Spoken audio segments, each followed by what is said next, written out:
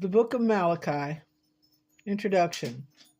Malachi holds a mirror before you, helping you assess your relationship with God. Do you believe He loves you? Does He have your wholehearted love and obedience? Or are you only going through the motions? God's questions to Israel will sneak behind your defenses and shake you out of your mere routine to ignite renewed loyalty to Him. Malachi chapter 1. A prophecy, the word of the Lord to Israel through Malachi. Israel doubts God's love. I have loved you, says the Lord. But you ask, how have you loved us? Was not Esau Jacob's brother, declared the Lord? Yet I have loved Jacob, but Esau I have hated.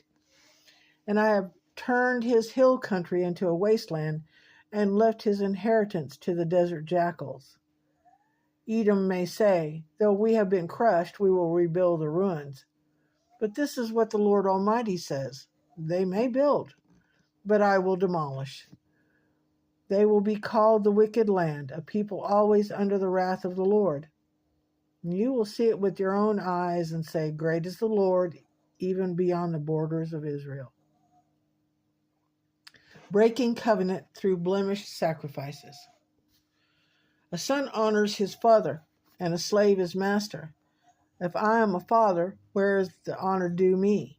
If I am the master, where is the respect due me? Said the Lord Almighty. It is you priests who show contempt for my name, but you ask, how have we shown contempt for your name? By offering defiled food on my altar. But you may ask, how have we defiled you? By saying that the Lord's table is contemptible. When you offer blind animals for sacrifice, is that not wrong? When you sacrifice lame or diseased animals, is that not wrong? Try offering them to your governor. Would he be pleased with you? Would he accept you, says the Lord Almighty? Now plead with God to be gracious to us. With such offerings from your hands, will he accept you, says the Lord Almighty? Oh, that one of you should shut the temple doors so that you would not light useless fires on my altar. I am not pleased with you, said the Lord Almighty, and I will accept no offering from your hands. My name will be great among the nations, from where the sun rises to where it sets. In every place incense and pure offerings will be brought to me, because my name will be great among the nations, said the Lord Almighty. But you profane it by saying, the Lord's table is defiled and its food is contemptible. And you say, what a burden, and you sniff at it contemptuously, says the Lord Almighty. When you bring injured, lamed, or diseased animals and offer them in sacrifices, should I accept them from your hands? Says the Lord. Cursed is the cheat who has an acceptable male in his flock and vows to give it, but then sacrifices a blemished animal to the Lord. For I am a great king, says the Lord Almighty, and my name is to be feared among the nations. Chapter 2. Additional warning to the priests. And now, you priests, this warning is for you. If you do not listen, and if you do not resolve to honor my name, says the Lord Almighty, I will send a curse on you, and I will curse your blessings. Yes, I have already cursed them, because you have not resolved to honor me. Because of you, I will rebuke your descendants. I will smear on your faces the dung from your festival sacrifices, and you will be carried off with it. And you will know that I have sent you this warning so that my covenant with Levi may continue, says the Lord Almighty. My covenant was with him, a covenant of life and peace, and I gave them to him. This called for reverence, and he revered me and stood in awe of my name.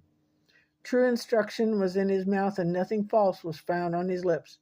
He walked with me in peace and uprightness, and turned many from sin.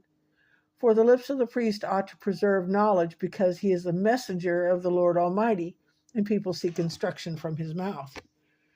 But you have turned from the way, and by your teaching have caused many to stumble. You have violated the covenant with Levi, said the Lord Almighty. So I have caused you to be despised and humiliated before all the people, because you have not followed my ways, but have shown partiality in matters of the law, breaking the covenant through divorce. Do we not all have one Father? Did not one God create us?